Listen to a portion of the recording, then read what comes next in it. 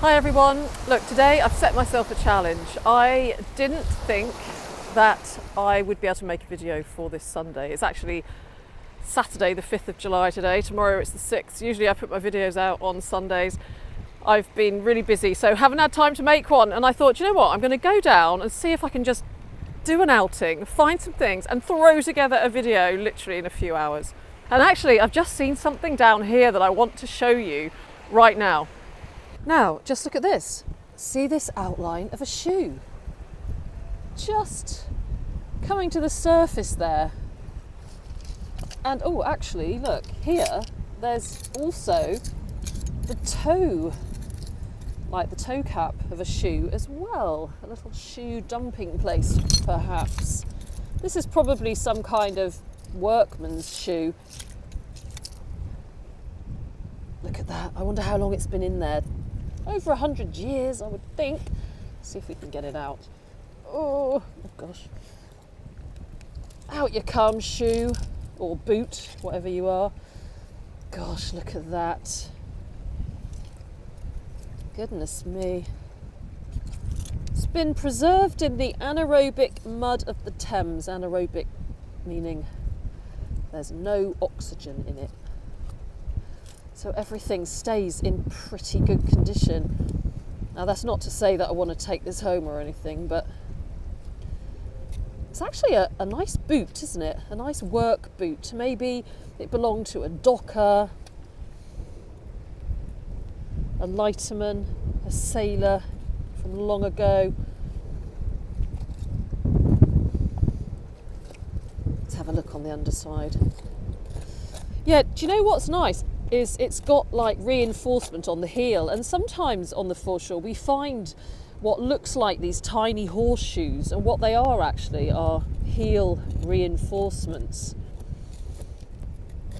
And yeah, here as well it's got metal all around, so obviously these were really durable and somebody wore them who was doing a lot of work, probably on the foreshore. So you know what, it might be interesting to take this home anyway, just to clean it off and see what is there underneath all this mud. But I don't really feel like carrying it for the next 2 hours or so, so I'm going to leave it here and I'll pick it up on the way back. And yeah, look, there's another one there, so maybe it's the other shoe. Maybe whoever it was, I don't know, dumped both their shoes here for some reason that we will never know.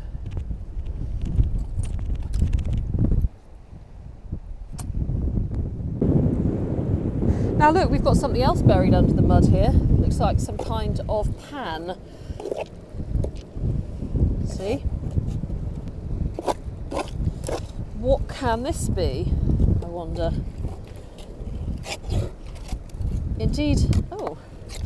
Indeed it is some kind of shallow pan.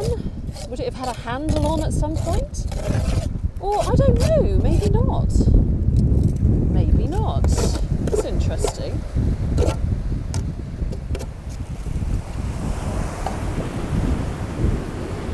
I wonder what that was used for.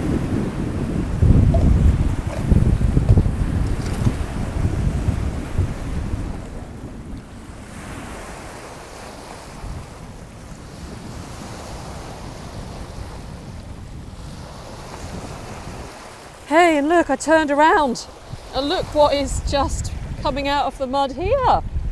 Hey, that looks pretty exciting. Now, it's definitely got some embossing on it, but the question is, what lies beneath the mud? Will it be in one piece? I don't know. It feels quite... No. Oh no. What a shame. Oh, I was so full of hope then for a very short amount of time. Never mind, you can't win them all. There's all sorts of weird things actually just appearing here. Look at that. I wonder what that is. Very big piece of metal, whatever it is. Do you think it's a cannon? Imagine that. Imagine if it was a cannon. By the way, I'm pretty certain it's not a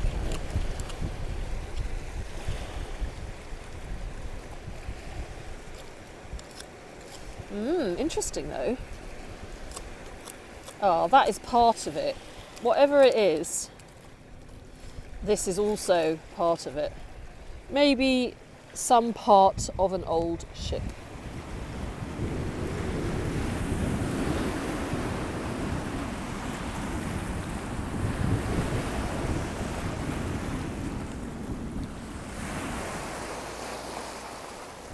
And just look at this.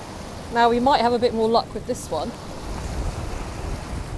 Looks like an old Bovril jar. You know, we find quite a lot of these, and I think that whoever was working down here, maybe in the early 1900s or the late 1800s, well, they all seem to really love their Bovril. So they used to bring it down here, sit down for lunch, and gobble it all up. And do you know what? This is so interesting because I've never found a Bovril jar with a cork in it. And this one has got a cork in it. Now that is a first. And it's actually a beautiful example, completely in one piece, not broken. Let's just go and give it a wash. I'm going to leave my trowel here, and hopefully I won't lose it. Actually, there's a puddle here. Look, let's give it a wash.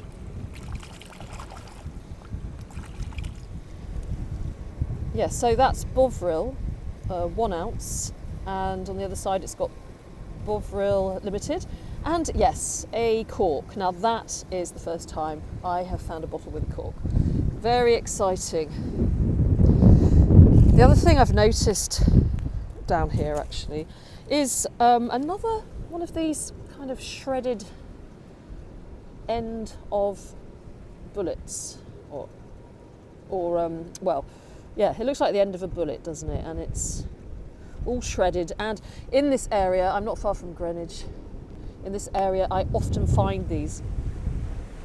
I've never been too sure why they are like this. Right, let's see what else we can find.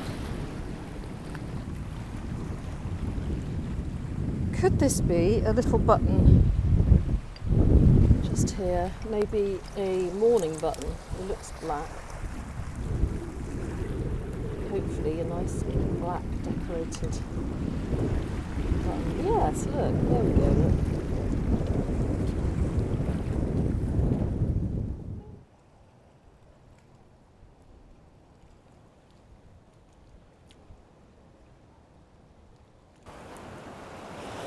Okay, look, we might have a pipe here, or part of a pipe just here, just beginning to make an appearance into the 21st century. Oh, it's always exciting doing this and hoping that there's going to be a whole pipe, but really not knowing. And I don't know, I don't know if I have a good feeling about this because I can't. Initial probes indicate that I can't feel a stem. So, ooh, let's see how much is there. Da, da, da, da. Oh, I was right. I was right.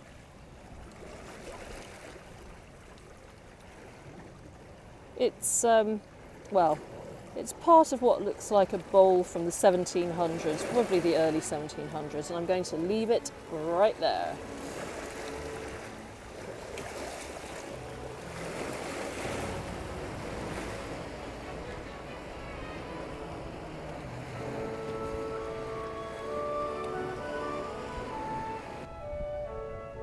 Hello, Mrs.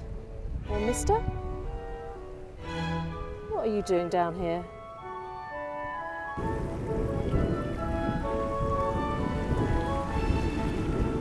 Okay, I've spotted something down there. And can you see what it is? Let me take you a little bit closer. There it is. Now that is definitely a padlock. Probably a 19th century one. Maybe from a barge. But you know what? Oh, yes. I'm really happy. The other day I found one of these and it didn't have a name on, but I can already see that this one does. You see? That is what I love about old padlocks. Sometimes you get the name of a lighterage company or somebody who had a shipbuilding yard or who owned, I don't know, a breaking yard or an old barge. So I think we're in luck here. And actually we can see Rothe, so that's probably going to be Rotherhithe. I wonder what the name is going to be on there. And you know what? It looks in such good condition. Look at that. That is brilliant. So let's get it out. So I'm going to take a photograph of it first, actually.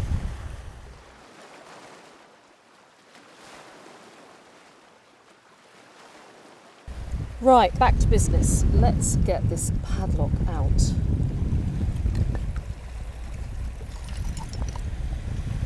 Perfect. It's in such good condition. And hopefully, oh, yes.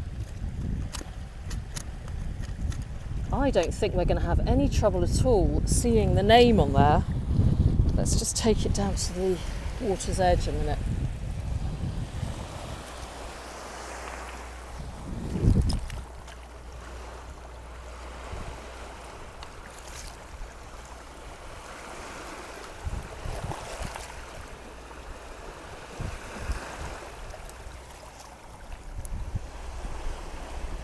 I wonder if I've already got one with this on it. I can't remember. I've got quite a collection of padlocks actually. It's a good opportunity to show them to you. Oh, you know what? I think I do. I think that's G. Carr. I think that could be George Carr. Well, I can't remember much about him. I seem to recall a story in the newspaper though. Right, let's get home and do a bit of research and see what we can dig up about G. Carr, because I'm pretty sure that's who it is.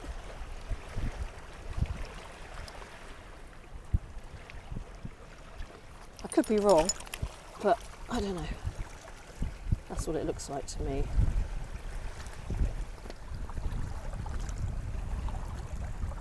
What secrets are you going to unlock?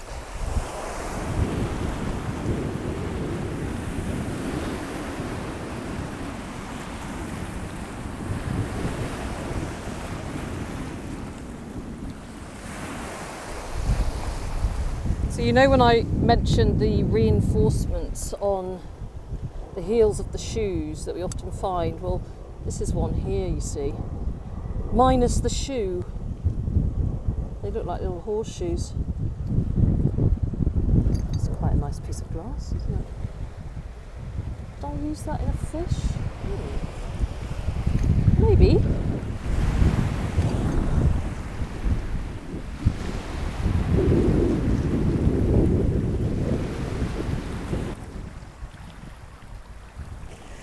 Now look, what was this huge thing, I wonder?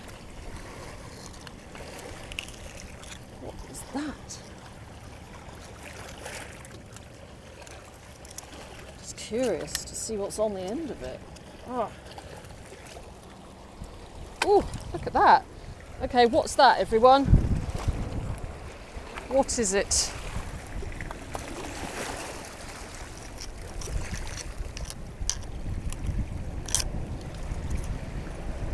I'm not taking it home, but does anybody know what it is?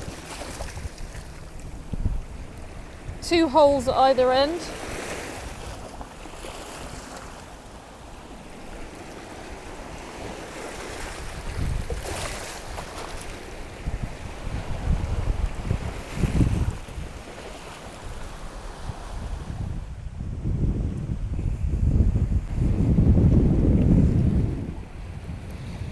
There's There's a gorgeous ship over there in the distance.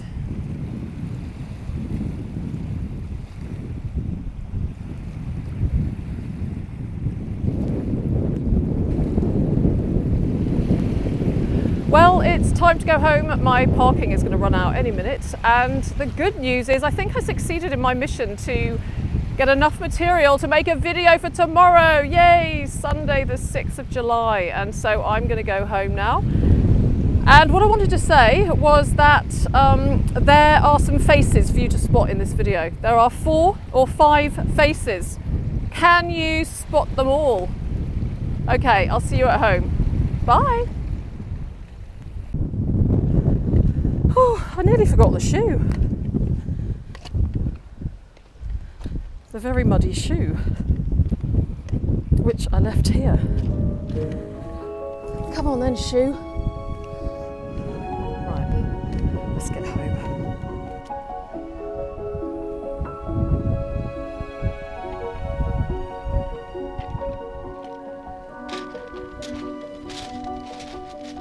Hi everyone, thank you very much indeed for watching. Welcome to my studio. I hope that wherever you're watching from that all is well in your world. So how many faces did you see? Did you go back and see if you could spot some, or did you spot them anyway? I just went actually back over the video to see how many faces there were, and then I started seeing faces all over the place, including the ones that I created. But once you start looking at the foreshore, the bricks and the bits of chain and the rocks and everything, they can start to take on these very human faces. So you may find that you spot more faces than I actually made. So have fun with that. And anyway, let me know how many faces you spotted in that video. So I am here to talk to you about boots, barge padlocks and bovril, which is just so exciting, don't you think? So please don't go away anywhere. We're going to have a really nice little chat about those things in a minute. But first of all, I just wanted to talk about birthdays, because yesterday was a very special birthday for a very special person in my life. My mum, Anita, was 80. So I wanted to just say a very, very happy birthday to my mum. Happy 80th birthday, Mum. And I'm really looking forward to seeing you later on this month. And I hope that you have the best year ahead and that all your dreams come true. And thanks for being a great mum. Right, and also, of course, if it's anybody's birthday out there today or yesterday, then happy birthday to you too. I hope that you've had a wonderful time. So let's talk about barges, boots and bovril. What should we start with? Well, let's start with the barge padlock, which I've got here. I love finding these. I have got quite a collection, and it's really nice when they have a name on. And actually, I do have one with this name on it. It's G Car, and on this padlock it says 108, 109 and 110 Rotherhithe Street, Southeast London. So the last one I found, which was last year I think, he was only at 108 and 109, so maybe this is a slightly later one, and he's expanded his business somewhat.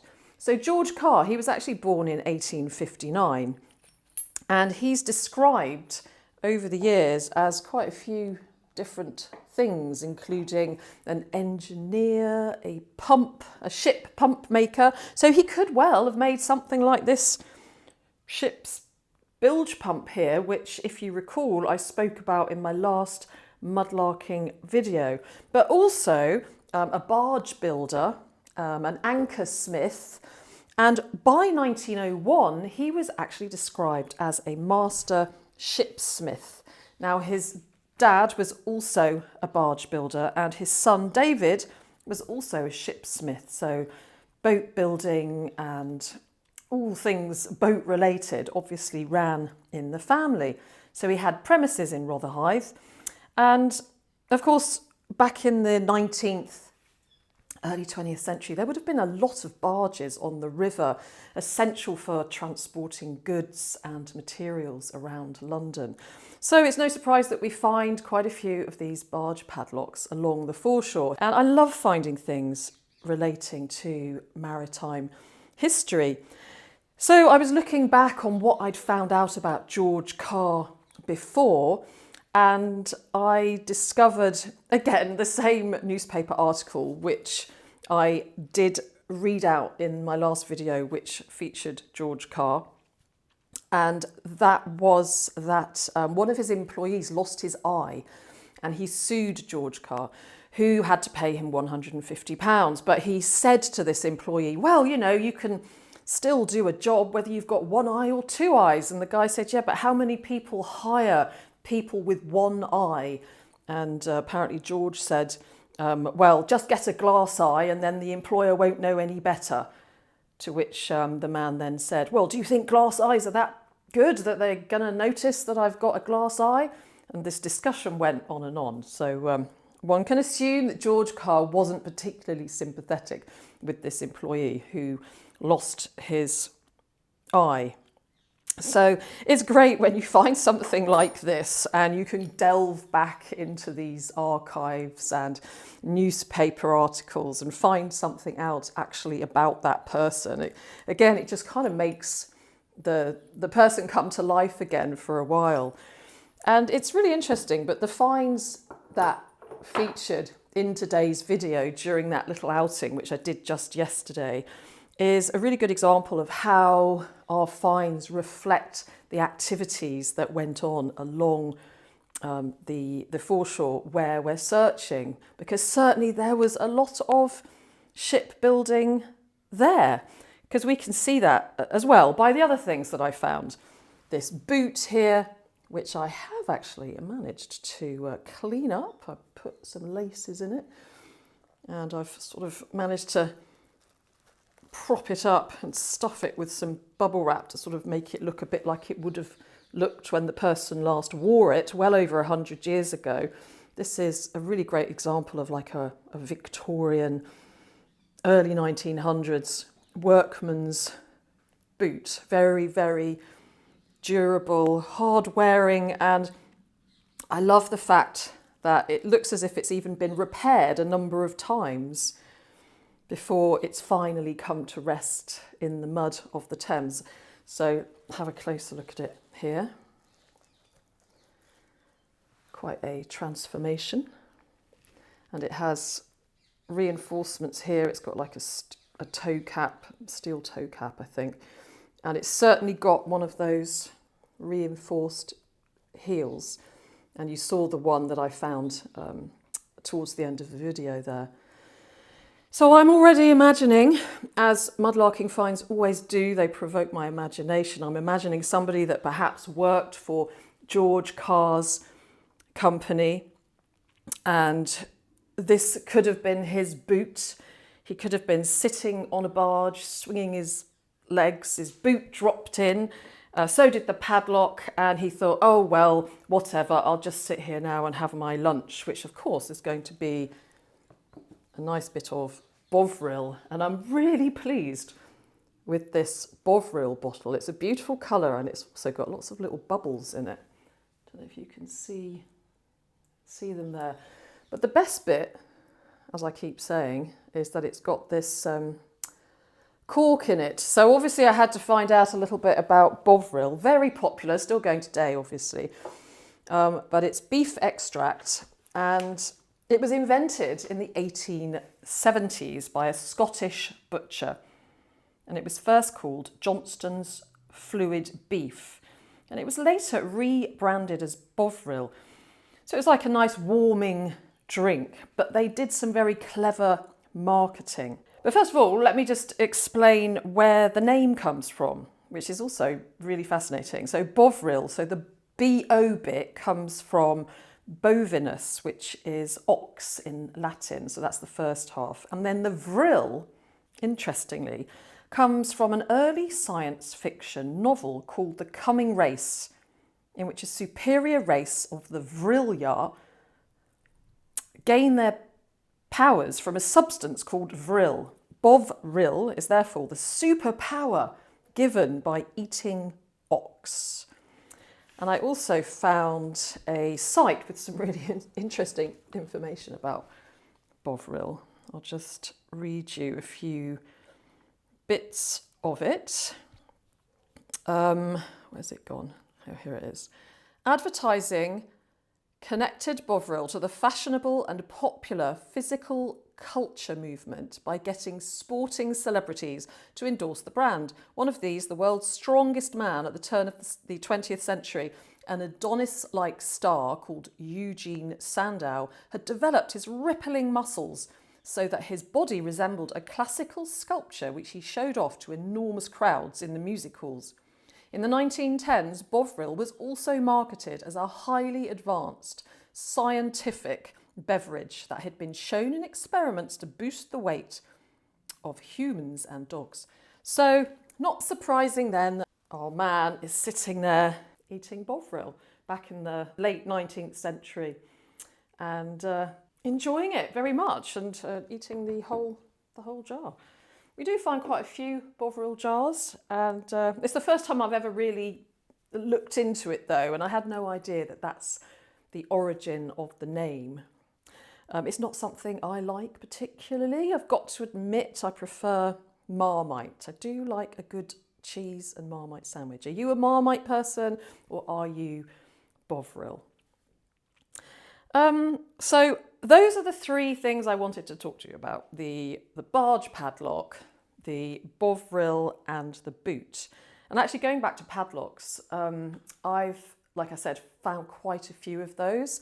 And I've got another one here, which is one of my favourite padlock finds. And this really did unlock a poignant bit of history. This padlock here belonged to G.E. Morrow and Son from Limehouse, and that was George Edward Morrow and Sons.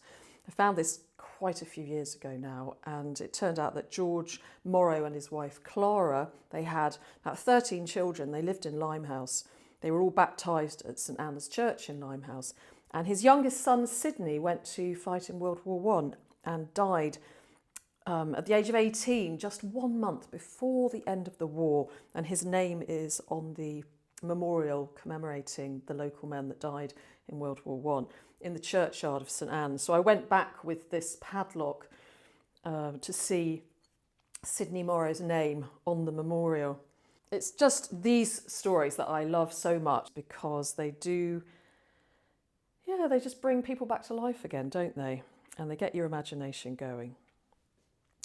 So that's it for the finds today. I want to edit this video quite quickly and get it all onto my editing software and get it out to you. It's actually Sunday the 6th of July right now, and the time is, what's the time? It's got to be around about 4 o'clock. So probably this video is going to come out a little bit after 5 o'clock by the time that I've managed to edit it. So please excuse it if I look a little bit rushed. It's because I just want to put this out for you. What else did I want to say? You may have seen this week that I put out a video about how to make 17th century clay pipes with Dr. David Higgins. If you haven't watched it, do go on over and take a look. It's so interesting. And if you want to purchase a replica clay pipe, then you'll be able to find them on my Ko-fi site. Is there anything else? I don't think so.